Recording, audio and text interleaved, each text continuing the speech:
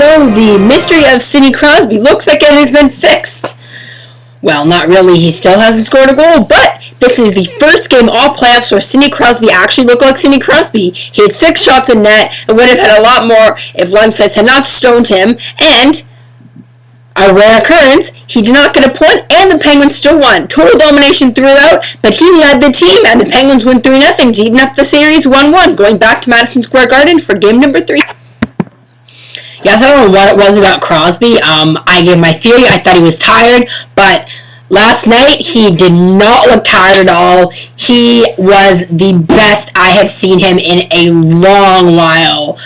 He had some grade A chances, 2 breakaways. Lundqvist made some huge saves and stoned him. If that was on any other goalie, he 100% would have scored.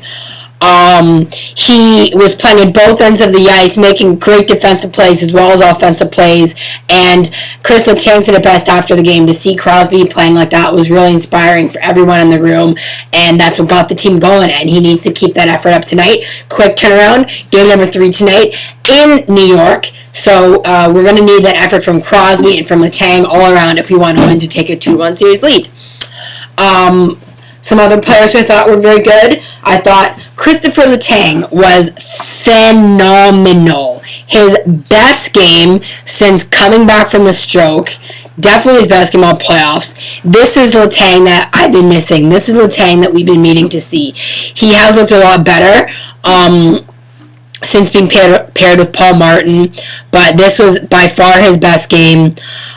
He was joining the rush, was very aggressive, he was like a 4th forward out there, but he also was very aware defensively, made some great plays with the stick on the PK, was huge on the penalty kill when the Penguins got into a bit of trouble in the beginning of the game. He was in on all 3 goals for the Penguins, getting a goal and 2 assists to lead the team to victory, and he just had a absolutely fantastic game, and we are going to need that game from him again. Another player who I thought was effective, James Neal.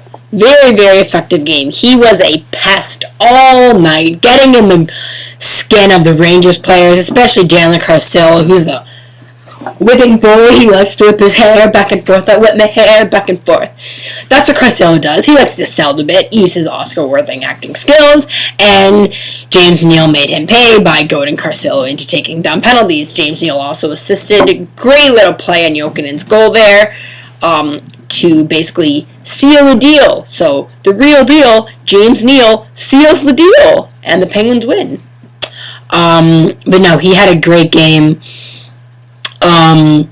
He was hitting, he was shooting, just a great type of power forward type game. He had some oomph. That's what we really need from James Neal. Evgeny Malkin, another fantastic game. He made a great defensive play at the end of the game on a great back check, who is often critiqued for his defensive abilities, but that play was fantastic. He had a goal and an assist. Big game for him.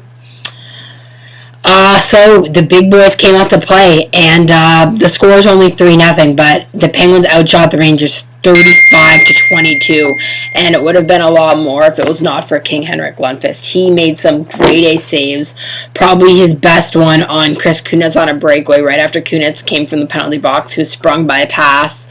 Some fantastic things on Crosby, on Neal. He was the only reason that the Rangers were even in the game. They just looked asleep all night. Their power plays just make it look terrible.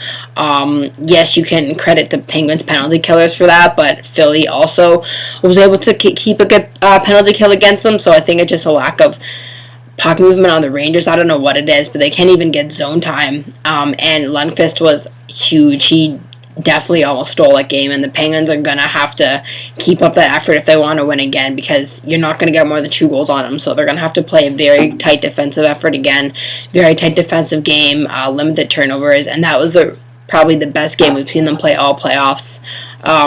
The first real 60-minute game, probably after Game 5 of the Columbus series, and that's the kind of games we'll be missing. When the Penguins play like that, they can beat anybody. Like, when they're on, they look really good, but when they're off, phew, they look really bad. So I really hope we see that team that's on more because that's a team that can win, and that's a team that we know is great.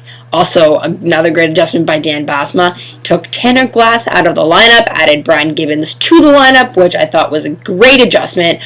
I've been knocking Gibbons all year. I was not very sold on him, but he is very fast. He's great on the penalty kill. That also probably helped tonight.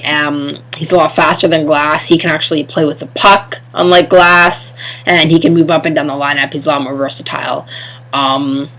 And again, Malkin was on Crosby's line for a lot of the game, and I really like that work by Dan. I hope he does that again tonight. So those are some great adjustments that he made. I hope Gibbons stays in. I think he's earned it. He looked fantastic. I would love to see Jason Magna in as well, but they need Craig Adams for penalty killing, I guess. But Magna is also very fast, and I hate to have him sitting up there in the press box. Anyways, that's all for this game. Please like if you like this video, subscribe if you really like it, and I will see you tomorrow after game number 3 tonight. Let's go Penguins!